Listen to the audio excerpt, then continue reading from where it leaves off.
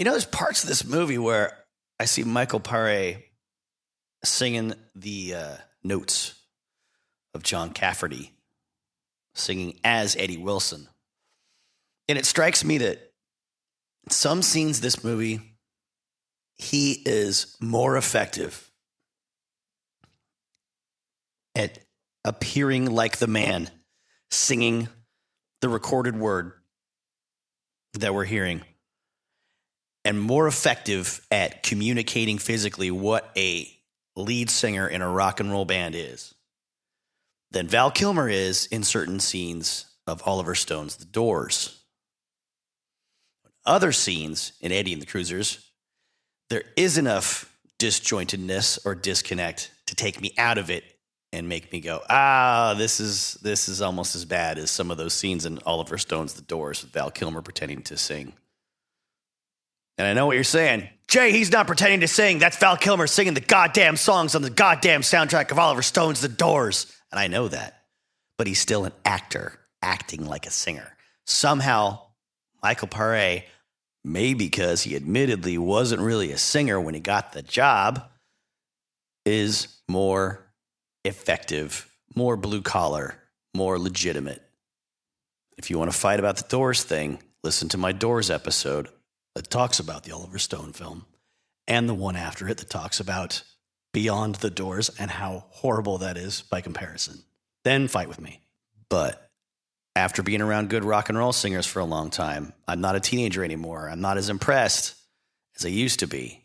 When I hear him and I see him in that film, I hear and see an actor acting like a Jim Morrison impersonator. That's enough about Jim Morrison for now. But I think part of the strength of Michael Pare's performance as Eddie Wilson is there was no footage to look at. Eddie Wilson visually did not exist. He got to carve this out with his own presence. Of course, there's a director telling him how to stand. There's a consultant teaching everyone in this band how to be a band and how to look like a band on stage and in a film about a band. But for whatever reason, Michael Pare nailed it.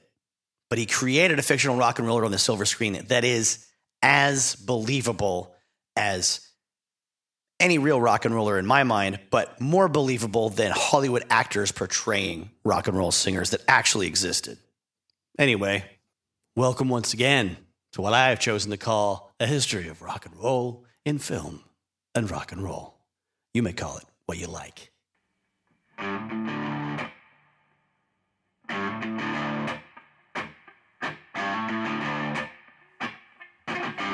This is a very unusual, in the style of Cyndi Lauper, unusual type of episode because I'm not talking about a real band and a movie that correlates to some aspect of their career or a real artist and a biopic made about them. I'm talking about Eddie and the Cruisers today. So I have to assume that everyone listening has already watched the cinematographic evidence of the imaginary existence of that band.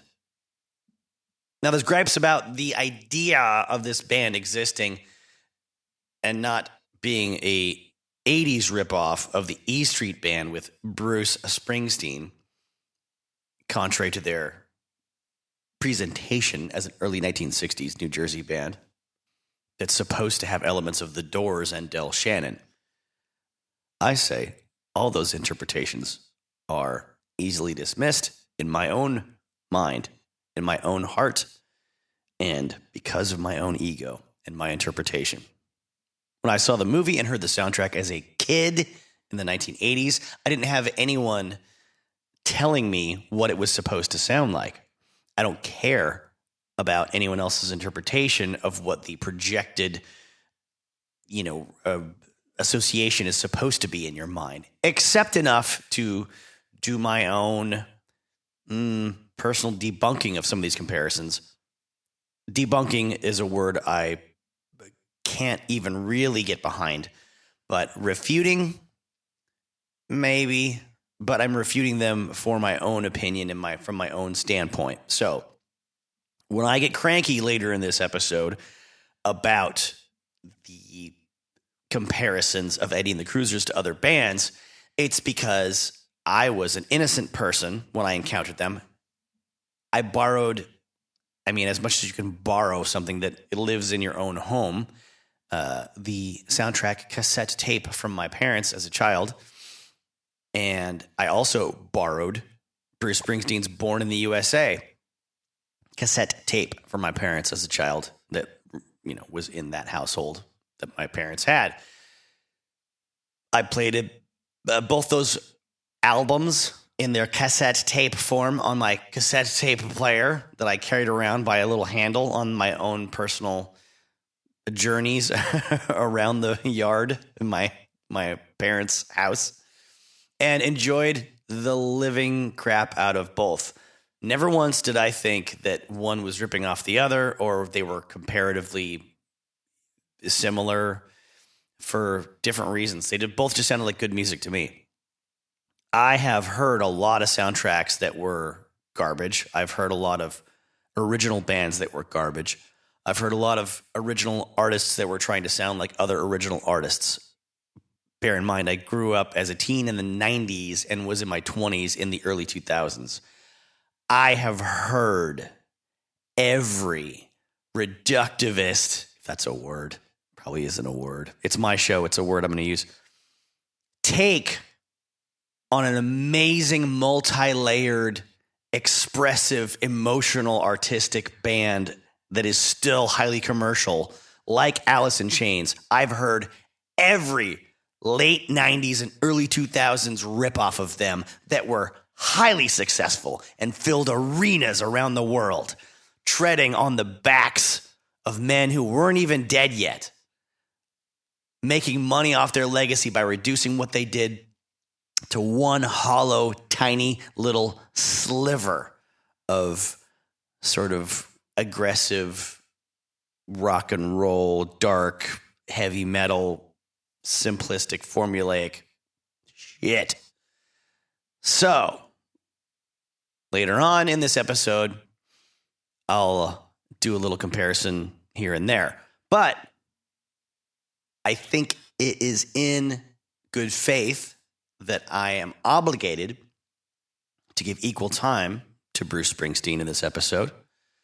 So, peppered throughout, I will delve deep into the archives of Bruce Springsteen interviews from way back in the past, 70s and 80s, all right, and give him full voice with my voice. Not that he needs me to stand up for him. He has been well documented with nearly every word he's ever wanted to speak and every emotion he's ever had since 1970. I don't know, 6, 7. So that's my way of balancing the moral scales of saying, I think the people that want to tear down Eddie and the Cruisers as a concept and as a musical presence through John Cafferty and the Beaver Brown Band, tear them down and reduce them to being nothing but a cash grab ripoff of the E Street Band and Bruce Springsteen. I will give them not their day in court, but I will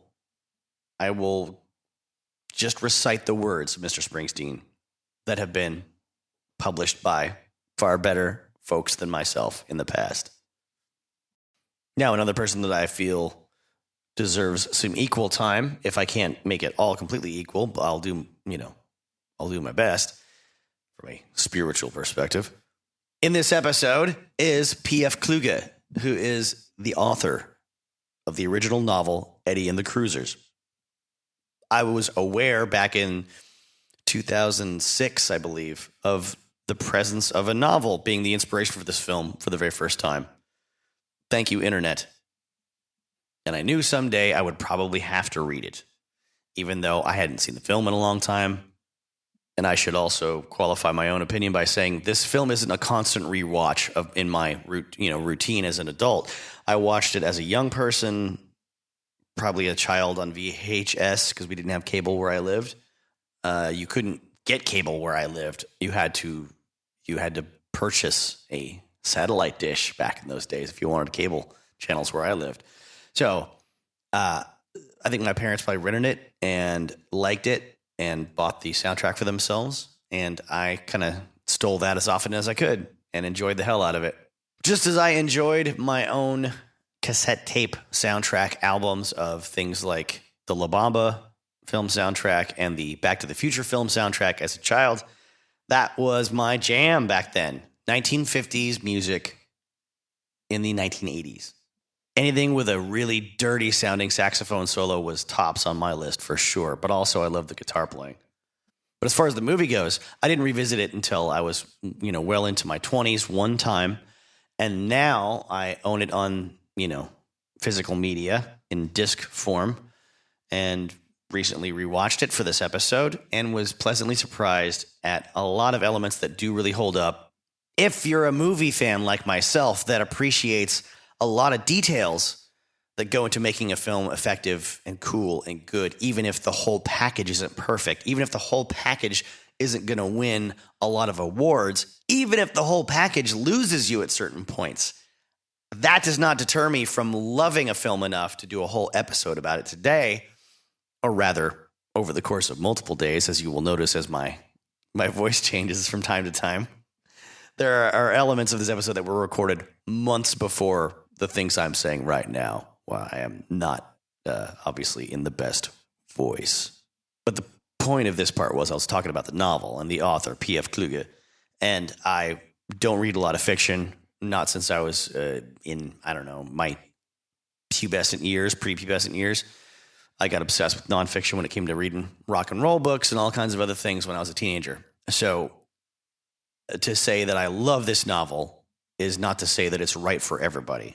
To say that I love it is to say that I love it as a person who loves rock and roll and violent pulp detective stories. Intrigue, murder, sex, lots of great stuff in that novel. So if you love the movie and can't get enough of it and you think it could be a little bit better, a little bit darker, read the book. But if you're not sure yet, I'm going to actually read from passages of the book itself, ones that won't give away any spoilers.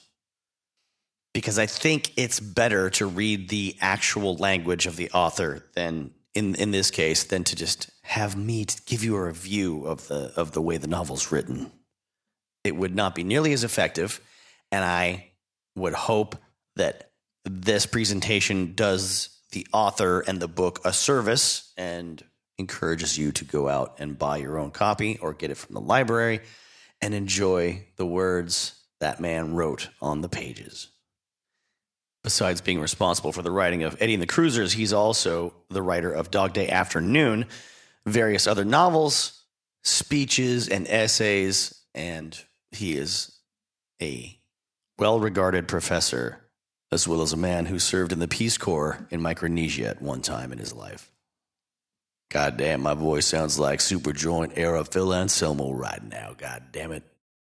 Don't underestimate the kid. You're crazy if you do. And I am the kid.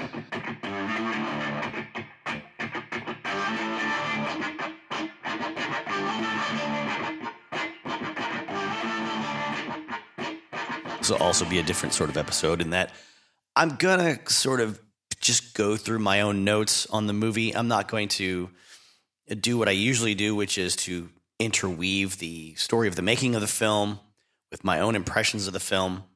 I'll do a little bit of that in a fairly superficial way, but I'm kind of just going to tear through my last set of notes from watching the film recently and give you my impressions, because I don't feel I need to educate anyone listening to an Eddie and the Cruisers episode of a podcast on what happens in the film Eddie and the Cruisers.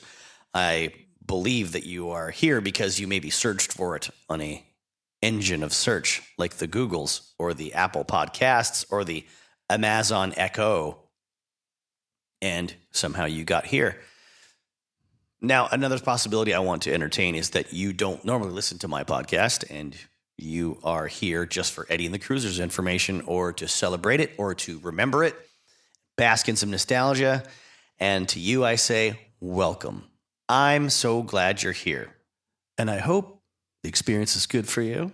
Good enough to seek out other episodes and tell your friends about this thing you found.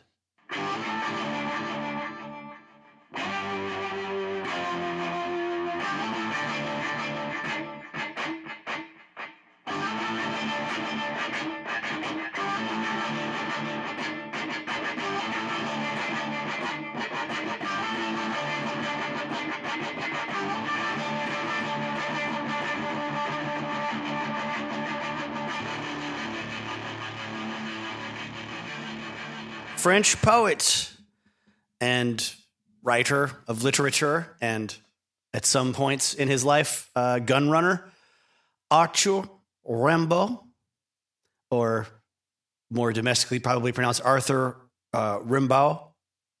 I don't believe it's pronounced Rimbaud, but the Rimbaud pronunciation inspired David Morrell when he wrote his novel First Blood and created the character of John Rambo.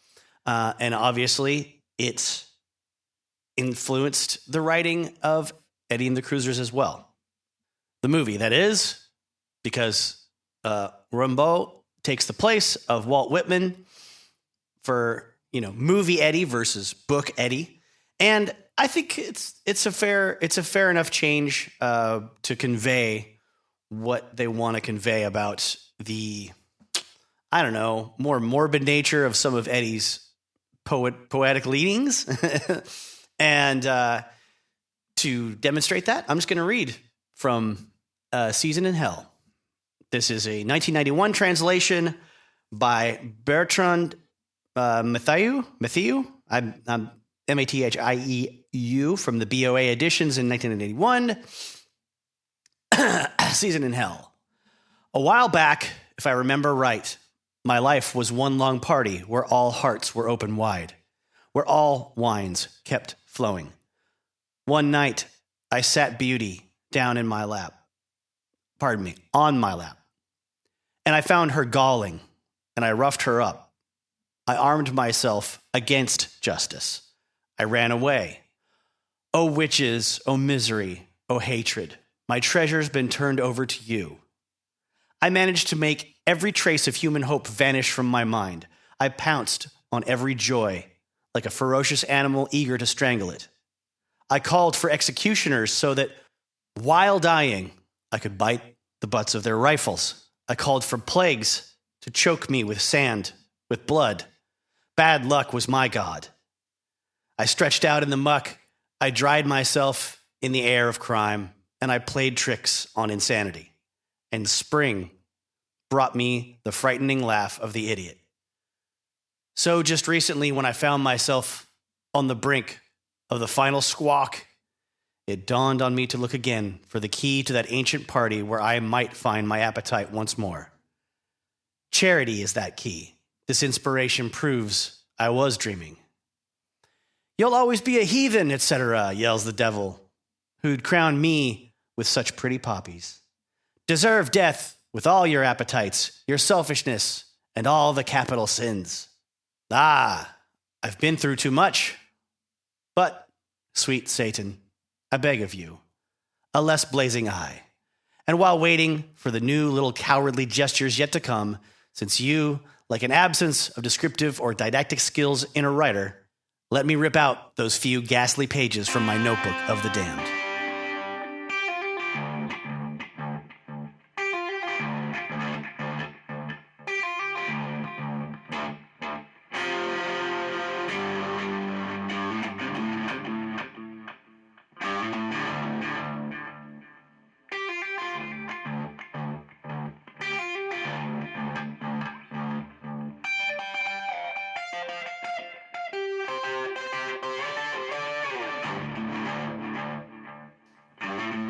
How's about another?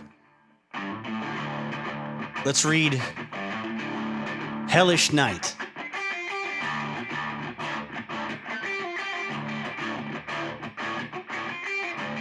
From the same translation book.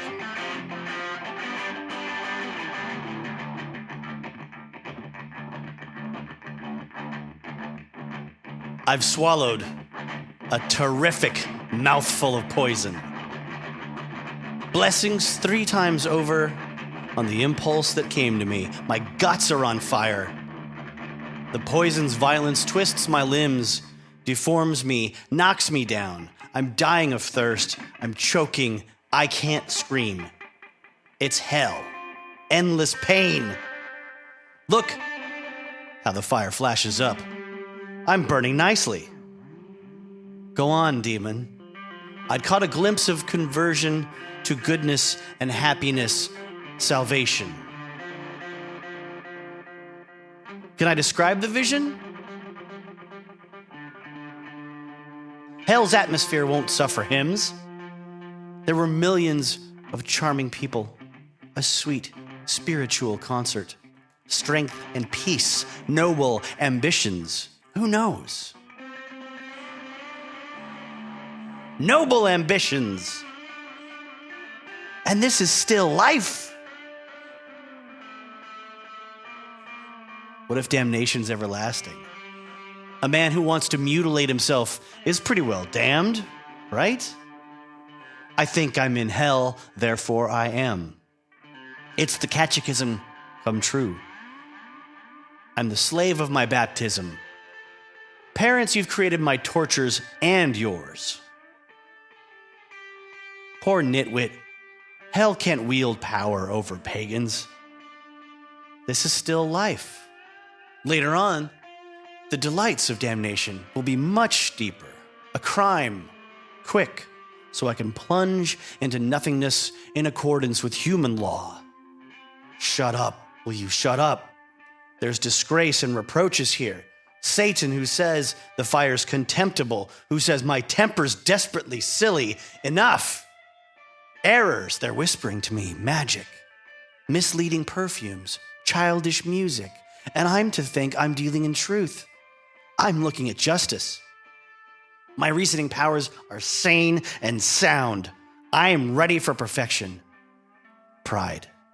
My scalp is drying up. Help! Lord, I'm scared. I'm thirsty. So thirsty.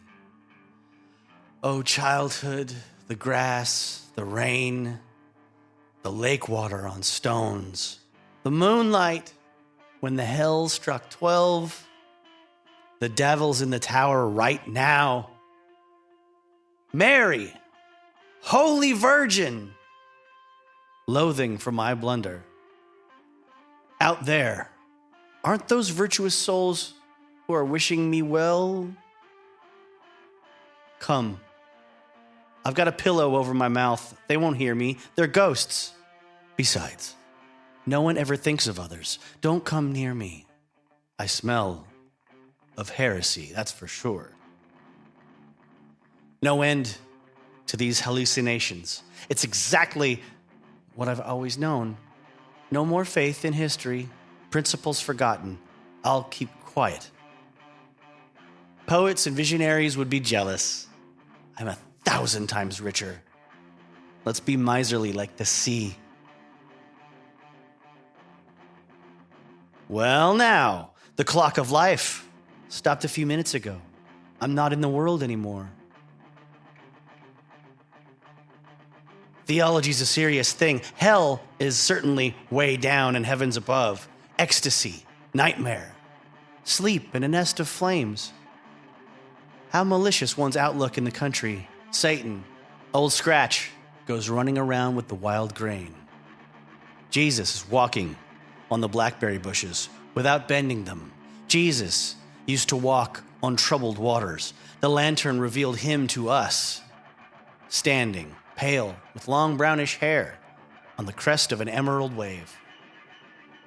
I'm going to unveil all the mysteries, religious mysteries or natural, death, birth, future, past, cosmogony, nothingness.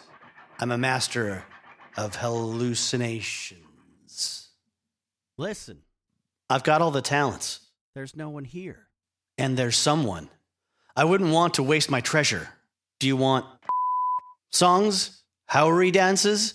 Do you want me to disappear? To dive down for the ring? Do you want that? I'm going to make gold. Remedies. Then have faith in me. Faith is soothing. It guides. It cures. Come, all of you, even the little children, and I'll comfort you. I'll spill out my heart for you, the marvelous heart. Poor men, workers, I don't ask for your prayers. With your trust alone, I'll be happy. And what about me? All of this doesn't make me miss the world much. I'm lucky not to suffer more. My life was nothing but lovely mistakes. It's too bad. Let's make every possible ugly face. We're out of the world for sure, not even a sound. My touch has disappeared. My castle, my Saxony, my willow woods, evenings, mornings, nights, days, I'm worn out. I should have my hell for anger, my hell for conceit, and the hell of caresses, a concert of hells. I'm dying of tiredness. It's the grave horror of horrors. I'm going to the worms. Satan, you joker, you want to melt me down with your charms. I demand it. I demand it. A poke of the pitchfork, a drop of fire. To come back to life again, to feast my eyes on our deformities and that poison, that kiss, 1,000 times damned. My weakness, the world's cruelty. My God, mercy, hide me. I always misbehave. I'm hidden, and then again, I'm not. It's the fire, flaring up again with its damned.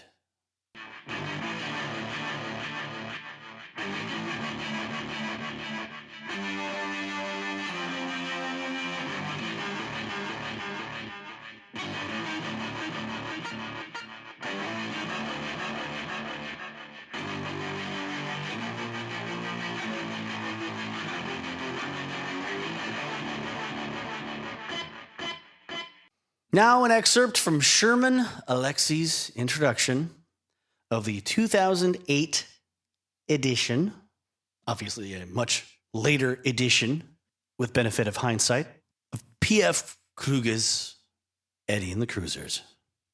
The film flopped when it was released in theaters in 1983, but it became one of the first such films to achieve cult status when it was released and rediscovered on cable television and home video. I first saw the film on VHS while I was in high school along with a bunch of my basketball teammates, and most of them hated it. It was too romantic and nostalgic for most teenage boys. Why would a rock star kill himself, or even stupider pretend to kill himself and disappear? And the music was too mainstream rock for a bunch of farm kids who either listened entirely to Hank Williams Jr. in Alabama or to Judas Priest and Black Sabbath. But a few of us quietly loved the flick. My best friend Steve and I became obsessed with it. First of all, Steve and I have more diverse musical tastes than our friends did. We made a point of reading music magazines to search for new bands and to ask music store employees for recommendations. So the New Jersey rock of Eddie and the Cruisers, as performed by John Cafferty and the Beaver Brown Band, was a revelation to us. Of course, Bruce Springsteen is the most famous and talented New Jersey rock star. But he hadn't taken over the world yet when Steve and I first heard Eddie and the Cruisers. In a way, Eddie and the Cruisers was our gateway drug into the three-chord heroin that is Springsteen. And if there's one word to describe Springsteen, Eddie and the Cruisers, and New Jersey rock, it's loneliness. Yet it's often loneliness that you can dance to. But it's a dance filled with shame, rage, romance, torrid sex, heartbreak, isolation, and the ruined cities of Jersey. And since Steve and I were also reservation kids, we were well versed in another kind of loneliness, with the genetic dread of being Indian, being poor, of being forgotten. We were also intimately familiar with suicide and young and tragic death. The fictional rock star, Eddie Wilson, had, in a fit of rage and loneliness and thwarted ambition, driven his car off a bridge and died. And Steve and I knew a dozen reservation kids who'd also killed themselves, who'd essentially died of broken hearts. I mean, if you've ever been lying in your bed at 1 a.m. and heard that tribal 4/4 drum beat ripping through the powwow sky, then you know that Indians were at least partially responsible for inventing the blues. So, okay, Steve and I were in love with this movie that turned loneliness into a series of top 40 hits, On the Dark Side and Tender Years being two of the biggest. But what about the novel? What about the author, P.F. Kluge? Now, I'm going to get into the sort of origins of the film, the making of it, and some of the things that happened on the set in a little bit. But you're gonna listen to some of my impressions as well, and the little roads they led me down when it came to other kinds of research. When I revisited it recently, I was struck by how well the introductory scene in the film perfectly sort of frames each musician in a sort of activity or an action that shows us what they bring to the band. Then we transition into offices of Satin Records, and they're talking about A Season in Hell. Satin. If you change one letter in that, it's Satan. Yeah, get it? I realized a lot of this at the beginning plays out like an old-time detective story, not a noir thriller, but, detective stuff. Noir is an overused term now that just means all mystery stories, but it's actually a very kind of specific genre when it comes to the treatment of light and dark and music and camera angles and especially like light sources from physically impossible places coming in and certain tropes, I guess is the word, of archetypes, behaviors, personalities of the characters involved. I next noticed I like the loud, stiff snare drum sound when Wild Summer Nights plays on Tom Berenger's car radio. We go to his classroom, and a typical movie trope of this era with a high school teacher is they're in the middle of a serious conversation when the bell rings, as if any high school teacher loses track of time like that. Like they're not just constantly checking the wall clock to see, okay, how much time before these savages go somewhere else and it becomes someone else's problem. It was in this movie. It was in Nightmare on Elm Street. It was in, I think, I also remember what was it? Richard Linklater. Oh, God. Dazed and Confused. Then there's this flashback to the tune of Runaway by Del Shannon. The dissolve there, which is similar to something Oliver Stone would do in The Doors. Sort of beach dissolve back to the origin of like Ray Manzarek and Jim Morrison starting the conversations about having a band and debuting the lyrics to Moonlight Drive. Personal note here, I wrote, Arg, Eddie's girl, Joanne, reminds me of Eliza Dushku, the actress who plays Ella Lopez from Lucifer, Dawn Marie from ECW. Something about those huge round eyes and an upturned nose. It's one of those conversations I like to have with friends. Did you have something in a film or an image or a television program or a band you liked as a kid that created a template for what you are visually attracted to as a human being? Or is it just some innate thing that you started recognizing the patterns of from person to person, and it was exemplified in those early impressions of a, I don't know, actor, actress, musician, image in an advertisement, perhaps? My next notes were, holy fuck, everyone in this band is 33. Ha, ha, ha. Like as a kid, I got that the guy playing saxophone was older because he was the only established professional worker in this band. If you always identify with the sax player like I did, you always wanted to be the specialist, the sniper, or like Snake Eyes from G.I. Joe, or the weirdo who talked to animals and shit. Sorry, I'm definitely a product of the 80s. That was a lot of the stuff in the cartoons we grew up with that were very action-oriented. All this stuff just used to sell toys, basically. You always had a loner sniper character. You always had a loner talks to animals character. My good friend Clarence back in community college was 1/4 Cherokee or 1/8 Cherokee, I believe. And he always lamented the fact that, if you had a Native American character in a cartoon you liked and an action figure series you liked, if you're Native, you always had to be the one that like had a pet eagle or a or a pet coyote or a dog or wolf or something. You never got to be like the munitions expert or the explosives expert or the hacker if you're like a Native American guy. I then wrote Joey Pants, that's Pantoliano, shows up as the manager during their rehearsals. Eddie complains about the band rushing. This is every singer's complaint. It has to do with a time dilation effect. When you are excited and your adrenaline is shooting through your body, there's a time dilation that happens in terms of your perception of how fast or slow you're going. You are no longer able to correctly judge how fast you're playing the song. That's why the live albums of bands that you love are generally more fast-paced, those versions of those songs, than the ones recorded in the studio.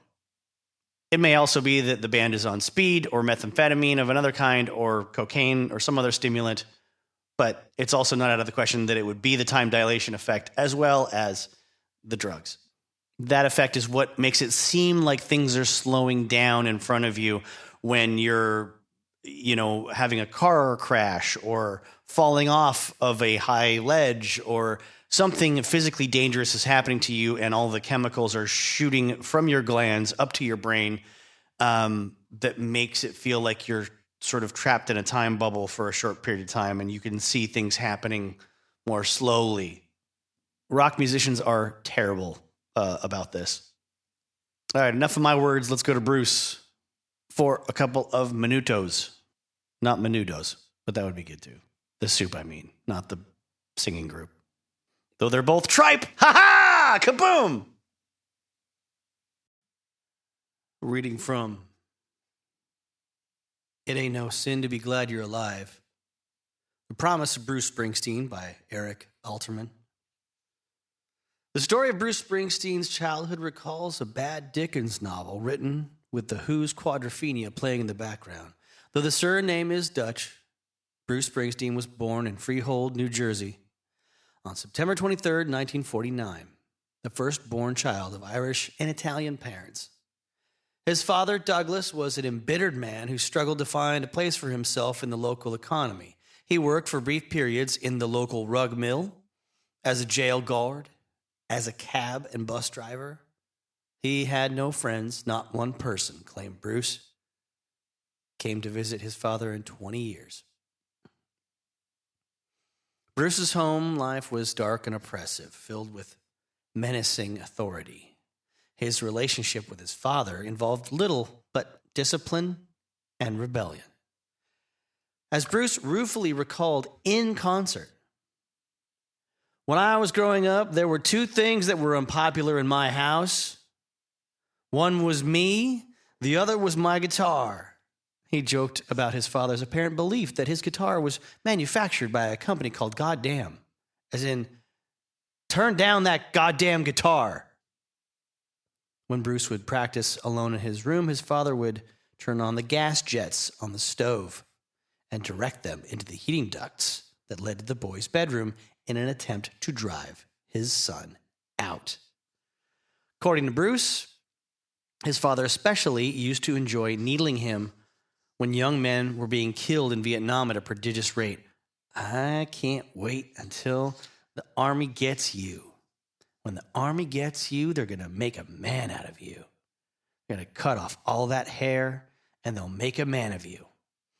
Though he did express relief when his son succeeded in failing the draft board physical. Once, according to a typical early father-son concert monologue, Bruce suffered a motorcycle accident and was briefly laid up in bed. Douglas Springsteen took the opportunity to call in a barber to cut off Bruce's hair. I can remember telling my dad that I hated him and I would never ever forget it, Bruce Springsteen would tell the crowd. Springsteen had said he did a lot of running away and a lot of being brought back. It was always very terrible. Often he would take the bus to Manhattan and try to spend the night at the Port Authority bus station. When the police would call his parents, it was always his mother who showed up to pick him up. At home, his father would sit alone in the kitchen, drinking beer and smoking cigarettes, waiting for his son to come home with all the lights in the house turned off. The only visible light would be the smoldering ember from his father's cigarette, which Bruce could see through the screen door. Sometimes Bruce would try to wait him out in the driveway, next door to Ducky Slattery's Sinclair station, slicking his hair back in a futile attempt to conceal its length. Sometimes he would go in, and the two would argue about Bruce's hair, his attitude, his future. Pretty soon, as Bruce told it, we'd end up screaming at each other, and my mother would come running up from the front room trying to pull him off of me, trying to keep us from fighting with each other, and I'd always end up running out the back door screaming, telling him that this was my life and I could do what I wanted to do. Springsteen used to tell this story before launching into his version of the Animals' It's My Life. Adele Springsteen worked as a legal secretary. She took pride in her professional identity and remained in the same job for Bruce's entire childhood. To Bruce, she was just like Superwoman. She did everything, everywhere, all the time. At night, his mother would set her hair, and she would come downstairs and just turn on the TV till she fell asleep. And then she'd get up the next morning and do it again. Springsteen's deep affection for his mother is immortalized in his song The Wish, which may be the only great mother love song written outside the realm of country and western music. I'm gonna guess this book was published before Tupac. I'm not gonna. Hang on. Let's go back to the beginning of the first pages of the book. Copyright 1999. Okay. Well, whatever, you do you, but Dear Mama came out in 95, Eric. When Bruce was 16, Adele, who worked for minimum wage, took out a $60 loan to buy her son a brand new Japanese electric guitar. He found it, a barely tunable Kent guitar with a small amplifier lying underneath a Christmas tree that shines one beautiful star. And the moment remains one of the only happy childhood memories that have found their way into Springsteen's writing. $60, Bruce remembered, was more money than I had ever seen in one place in my life. Because the finance company was located just around the corner from the family's home, Bruce had to watch his mother go in and make those payments on the loan every single week. It was a very defining moment standing in front of the music store with someone who's going to do everything she can to give you what you needed that day, and having the faith that you were going to make sense of it. He later explained. Douglas and Adele Springsteen also had two daughters, Virginia, born in 1950, and Pamela, born in 1962. While they did not figure heavily in Springsteen's earlier work, he speaks today with considerable love and affection whenever either one's name comes up. Now, more of my notes from the film. Sal's Jersey Italian bravado is on point with stereotypes that I know and have experienced. Eddie says, "Hey, kid," to Frank, who looks 40 fucking years old. Eddie is like Ozzy Osbourne, looking for someone to supply him with inspiration like Randy Rhoads did at a very crucial point in his life and career. So far, this movie and Spinal Tap are in the top 10 of portraying actual band conversations that musicians have. Nowhere near close to Backbeat, though, when it comes to having a singer portray a singer on stage. And the book does the best job, as well as the movie doing the best job I've ever seen so far, of depicting not just the types of personalities that make up a rock and roll band, but what those personalities do when things get bad. Who pairs up and defends? Who goes on the offensive? Now, Ellen Barkin's character shows up from Media Magazine. Oof. What a lame generic, low energy, low effort idea for a publication. The conversation with Media Lady is bad, super Hollywood shortcut stuff, but at least they get back to the band quickly enough. Wait, he's just going to be that vulnerable and unguarded with a stranger when he's being interviewed? What a joke. They're a 1963 band with a Jersey Shore vibe leaning towards a Doors dark thing. Wait, and they got to do 12 cuts on one album in 1963? They didn't even do that in the 70s. Black Sabbath, Led Zeppelin, they had like a maximum of like 7 to 9 songs per vinyl record. Hendrix did a double album on Electric Ladyland, but that costs a lot more, and it's a big deal. Like, you don't get to do that unless you're established. I'm hard on this movie for a lot of practical reasons when it comes to filmmaking. Things that are easily done today, I realize. I think about TV shows in the 50s, how everyone in the audience just sort of accepted these goofy-looking stage play sets because people were used to going to see stage plays. I doubt anyone cared that the 20-year difference didn't show on all the characters like I do. Now, when it comes to the break-ins and that early part of the plot, the character of Doc instantly looks like a trustworthy guy because he got robbed too. He says, might be paranoid, don't mean they aren't after us. Now, where did that saying originally come from? I have to go check this out and see what I can find. Apparently, at various times, some variation of that sentiment were attributed to Henry Kissinger, Delmore Schwartz, Sigmund Freud, Virginia McManus, Mark Harris, Buck Henry, Joseph Heller. Via Dear Quote Investigator, it says, a family of sayings with a humorous edge was popular in the 1960s and 70s. Here are two versions. Even a paranoid can have enemies.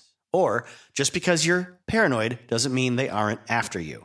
For my generation, who were like teens in the early 90s, we probably all first heard that via Nirvana and the song Breed.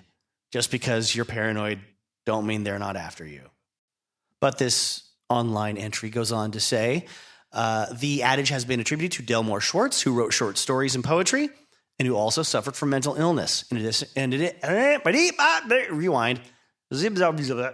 In addition, the saying has been ascribed to the political scientist and negotiator and war criminal, in my opinion, Henry Kissinger.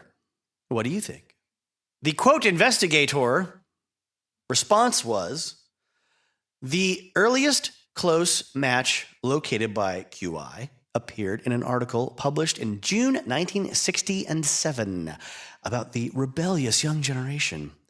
The words were printed as a slogan on a button, and no ascription was provided. Okay. It said, when it comes to expressing their views on life, they say by button. I want to be what I was when I wanted to be what I now am. Or, neuroses are red, melancholy is blue. I'm schizophrenic, what are you? Or, end poverty, give me $10. They further advise, reality is good sometimes for kicks, but don't let it get you down. And even paranoids have real enemies. Now, because I'm a psychopath, I kept looking into Delmore Schwartz, and I found another rock and roll connection. He was teaching at Syracuse University, and a young Lou Reed was one of his students. And Lou wanted to dedicate a song to Schwartz on the Velvet Underground and Nico record. He dedicated European Sun, as it had the fewest lyrics. Rock and roll lyrics were something that Schwartz abhorred. The song was recorded April 1966, 3 months before Schwartz's death, but it was not released until March 1967. According to musicologist Richard Witz, the song reads like a little more than a song of loathing towards Schwartz, who refused to see Reed while living at the Chelsea Hotel. So we mentioned the character of Doc a second ago, the Joey Pants character. You don't know Joey Pants? Look him up on the IMDb. It's entirely possible you've seen him in 25 different movies and didn't realize it was him, and he's always good. Let's get into an excerpt from the book that features Doc.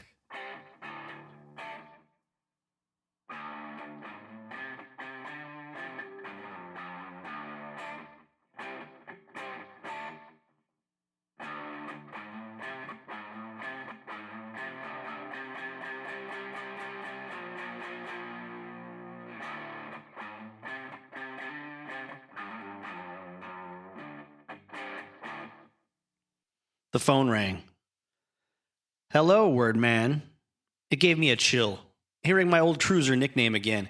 I felt like some deep cover spy settled down happily in a foreign country, suddenly receiving the code word that meant it was time to rise and strike. Who is this? You get one clue, the caller said. There followed a few seconds of silence. Ready, word man? Yes. This is the Night Stalker, the Blues Talker, the Water Walker, bringing you his special magic from the land of the doo-wop-de-wop, Lord of the Tides, taker of sides, master of time and rhyme. Hold on to your heart, little girl, I'll make it mine, because I'm coming on strong, staying long, talking loud, and drawing a crowd. And hey there, word man, say there, word man, whatever happened to you? Now I knew. How many times had I listened to his doggerel raps, part Walt Whitman and part Wolfman Jack, in bars and truck stops, while we set up and packed up, all along the road, all that year. There was no one else quite like him. Even now, miraculously, I could still remember the reply. Master of voices, maker of choices, unmoved mover, and man of the hour. Whatever happened to you, Doc? I'm a disc jockey, word man. I play beautiful music for beautiful losers, voice of the Poconos. Say, what did you tell the squirt? The squirt? Mannheim. He was out here yesterday. He should have saved the bus fare. With what I gave him in a nickel, he could weigh himself. How about you? He wanted to know how I joined the cruisers, what they were like. Yeah, sure, he was jerking you off, but good. He said he wanted another session. When I got your message, I thought it was him calling. And you were ready and willing, right? Like he's Ralph Edwards and this is your life. Not my life, Eddie's. And I don't see the harm in it. No, word man, I'm sure you don't. Look, if there's something I should know, tell me this, word man. This Mannheim, after he got done asking you about what came first, words or music, and who taught you how to play the guitar, and how did you join the group, he didn't just happen to inquire about those Lakehurst sessions, did he? Did he mention Lakehurst? Yes, he did, but only in passing. It was one of the topics we were going to cover next time. He had you right where he wanted you. Hot to give him everything for nothing. For Eddie, right? You're doing it for Eddie. I knew I better call. Look, when can you get over here? How soon? Why? You need me, word man. You need me fast and you need me bad. Why? Just trust me. You trusted that creep kid with a tape recorder, so trust your old coach. Where are you? Just across the border. Canada? Pennsylvania. Stroudsburg. Back to the film. Some notes about Ellen Barkin. The television reporter, Maggie Foley, later said she hated making the film. She says, that was what we liked to call a pay-the-rent job. It wasn't a script I liked.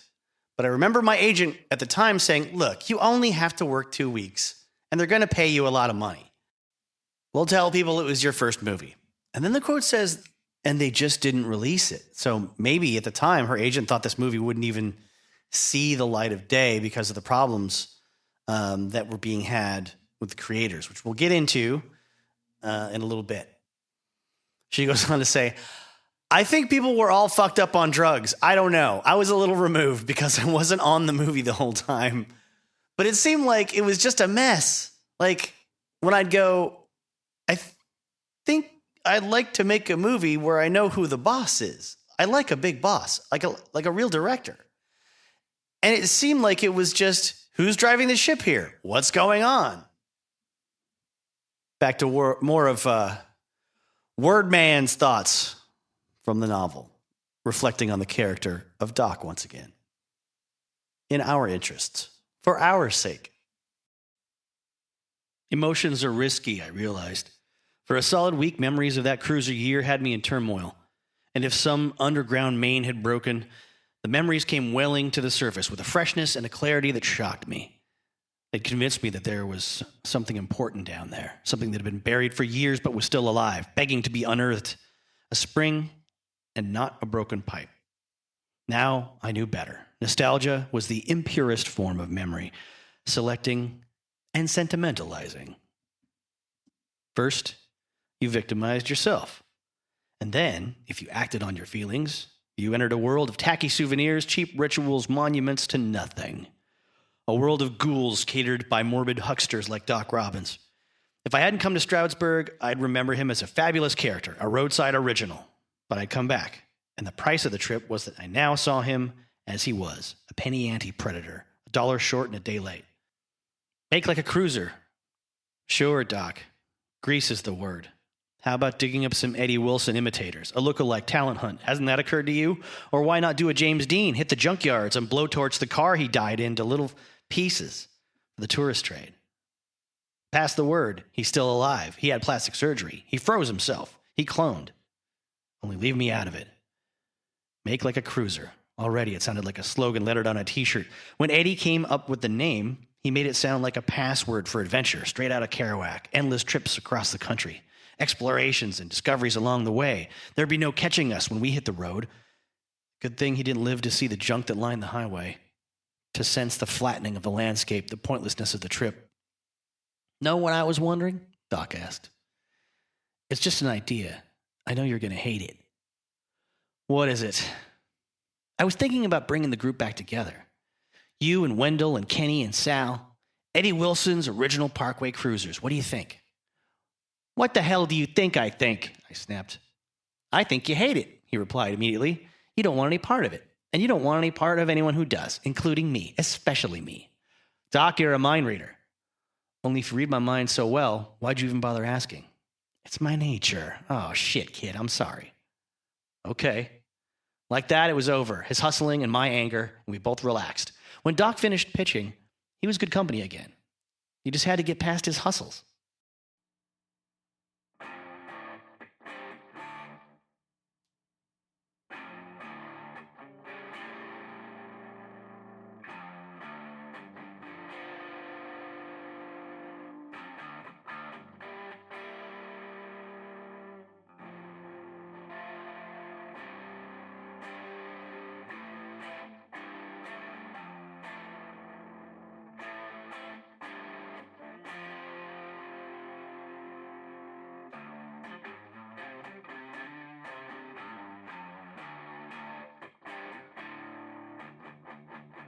Let's get back to Bruce now.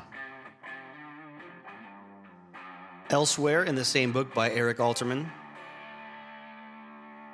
The massive Springsteen hype following the release of Born to Run continually competed with the backlash against it. Newsweek felt compelled to explain to its readers why it published a cover story on an unknown rock singer the same week its most prominent competitor did. Time's managing editor, Henry Grunwald, was heard grumbling that putting Springsteen on the cover the same week Newsweek did was the most embarrassing decision of his tenure there as editor. He was 8 years into that job. Other performers were annoyed by all the attention Springsteen received as well. Stephen Stills complained, "This Bruce Springsteen stuff drives me crazy. He's nowhere as good as his hype." Bob Geldof added, in a no less self-revealing tone, "Bruce Springsteen couldn't write a song as good as Rat Trap if he tried.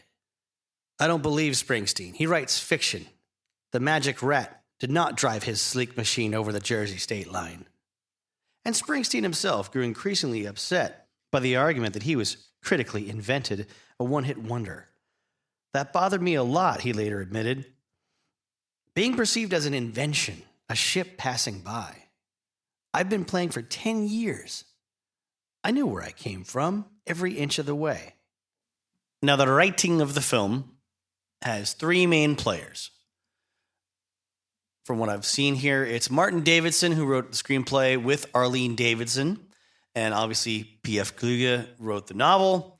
Martin said the inspiration for the film came to him from a desire to get all my feelings about the music of the last 30 years of rock music into it. He was the one that took the action to option the novel with his own money. And it must be said, at a great financial risk. He and Arlene wrote the screenplay and decided to approach it like Citizen Kane. He remembers, "That was in my head, the search." I mean, that was sort of set up in the novel too, but he decided thematically and, for the if you're going to chop it up, then structure it like Citizen Kane. Fair enough. He made a deal to release the movie through Time Life, which was a company that was going into the movie-making business only very recently in the early 80s. The notes I'm seeing says, "It quickly left the business after making 2 films that were not financially successful," and he was understandably upset. A couple days later, he went to dinner and met a secretary who had worked on his first... So he went to dinner with a secretary who worked on his first film, told her what he had been up to. She gave the script for Eddie and the Cruisers to her business partners. And soon enough, a $6 million budget was allotted for the production of the film. Now, looking into whatever I can find about Time Life movies from the early 80s, I see a PG-rated Get Smart film called The Nude Bomb in 1980. So, Maxwell Smart and Agent 99 and all that kind of a thing. And then there's Fort Apache, the Bronx in 81, a crime drama for a police precinct with Paul Newman in it and Ed Asner. And something called They All Laughed, a madcap private eye caper about a team of detectives who are following and are being followed by a group of beautiful women, directed by Peter Bogdanovich with Audrey Hepburn, Ben Gazzara, John Ritter, and Patty Hansen. There might be a few more. I don't know. It's kind of hard to track the history of a studio that only put out a few films and then gave up and then went back to cataloging things that had already existed for a while in their books and their musical collections and documentary collections and things like that. Obviously, Time Life did very well for themselves throughout the next few decades, but not so as a movie production concern. But Davidson would say that when he completed the film, 3 different studios wanted to be the distributors for it. He chose Embassy Pictures because they offered him the most money, but they had no prior experience in distribution and were unable to properly release it in theaters. This is a problem, Mr. Davidson. And this is a big part of the legacy of Eddie and the Cruisers becoming a cult film. He says, 6 months later, somebody said your picture is appearing on HBO this weekend, and I didn't even know. Now let's get back to a bit of the Bruce. Michael Baldwin Bruce, Michael Baldwin Bruce, Michael Baldwin Bruce. That old Monty Python reference was for no one. You're welcome. More from The Promise of Bruce Springsteen by Eric Alterman. Though its cultural impact cannot be compared with Dylan's Going Electric at Newport, Nebraska nevertheless stands as a key moment in American cultural history. Virtually alone in the mass culture of the period, the record provides stark human testimony to the destruction of all forms of communal, psychological, and political support for the working people in Ronald Reagan's America. Like Dylan, Springsteen drew directly on Harry Smith's anthology. Song number 74 on the collection is a bluesy dirge called 99-Year Blues, recorded by a North Carolina native named Julius Daniels in February 1927. The song concerns a young black man who is arrested while visiting a new town under the poor boy law. In other words, he is guilty of being poor and black. The judge sentences him to 99 years in Joel Brown's coal mine, and the injustice inspires the boy to express a desire to kill everybody in town. Quick aside from your narrator, the collection he's talking about is the 6-record anthology of American folk music collected by musical archivist Harry Smith, released in 1952. Springsteen's response is Johnny 99, which tells the story of a man named Ralph who loses his job when they close down the auto plant in Mahwah and cannot find another. Springsteen's songs may derive from the Hurt song tradition, but they are grounded in the events of the day. In June 1980, Ford did close its 25-year plant in Mahwah, New Jersey. Facing foreclosure on his house, Ralph snaps, shoots a night clerk, and is charged with murder. Murder. It was murder, Sam. Sorry. Quincy reference. Murder.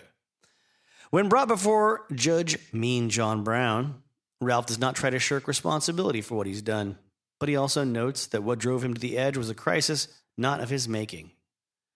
Told that he can expect to spend the rest of his life in prison, Ralph asks for the death penalty instead. There is no place in society for a man who cannot keep a job, feed his family, or maintain his dignity and the respect of his peers. E.L. Dr. Rao has observed that whenever a novel features poor or working class people as its protagonists, it is judged to be political, and therefore not art.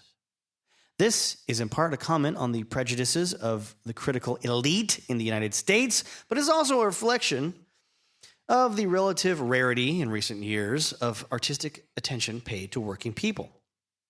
In November 1969, President Nixon gave a speech hailing the so-called silent majority, conservative Americans who disapproved of the increasing cultural liberalism of the youth culture, the entertainment industry, and the media world that surrounded them.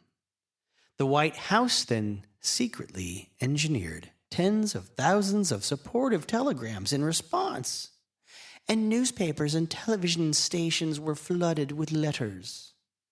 The mainstream media discovered working people as if for the first time. Newsweek professed to observe a pendulum swing back toward the silent majority in national politics and culture. U.S. News reported that the common man is beginning to look like a very important person indeed. Times editors concluded that, above all, middle America is a state of mind. As Barbara Ehrenreich demonstrates in her perceptive Fear of Falling, The Inner Life of the Middle Class, 1985, film and television writers also lavished considerable attention on blue-collar workers during this period. But it was attention of the most condescending kind. 2 months after Nixon's election, CBS introduced us to the racist Archie Bunker and All in the Family. The hero of the film, Joe, 1970, complained, "The niggers are getting all the money. Why work? You tell me. Why the fuck work when you can screw, have babies, and get paid for it?" Joe was followed on the big screen by one working-class psychotic after another. Taxi Driver, 1976. Travis Bickle was a crazy killer. In Saturday Night Fever, 1977, working-class kids literally fall off the Brooklyn Bridge while fooling around. The romantic lead, John Travolta's Tony Manero, dreams of leaving these tawdry types behind and entering the world of glamour and romance of Manhattan. The three small-time workers/hoods in blue collar are out to rip off their union as it has done to them.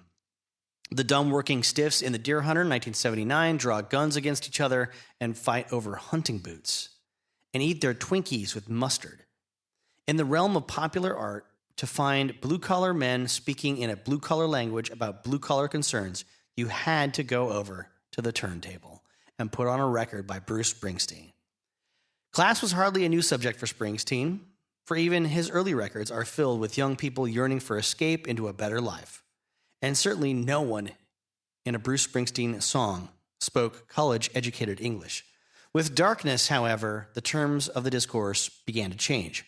Characters now referred angrily to persons of authority. Mr. I Ain't a Boy in Promised Land, or Mr. When You're Young from the River. By Nebraska, virtually every song is addressed to the impersonal, unapproachable authority of a mister, a sir, a judge, a Mr. State Trooper, or some combination thereof. The songs all take place in factories, mines, mills, convenience stores, kitchens, front porches, and VFW and union halls. But now decay infiltrates the working man's life and refuges in the form of crime, drugs, and danger. Ralph gets into trouble at the club Tip Top, located in a part of town where when you hit a red light, you don't stop. What Springsteen accomplished with Nebraska was more than just forcing the subject of class into the mainstream cultural discourse. He also forged his own emotional confusion and political depression with his deepening mastery of literary and cinematic narrative.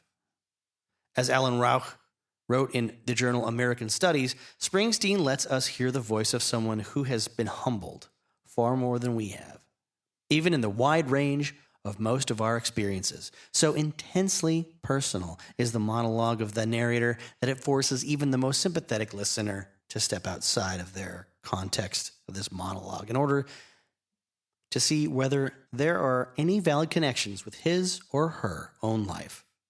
Nowhere is this power more evident than on the album's opening cut, Nebraska.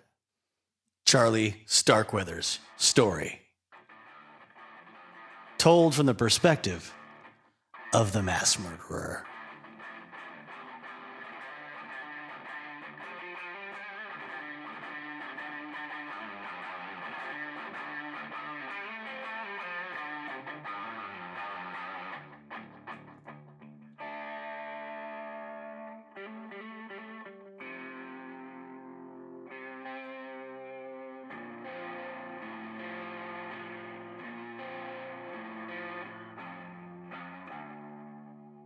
I think I'll leave it there for today.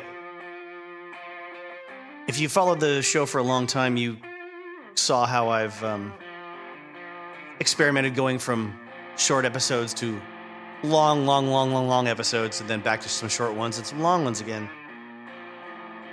I think for this, I want to cap it off where it's at now, a little over an hour. I've got a lot more to do, but I think the nature of it having so many different moving parts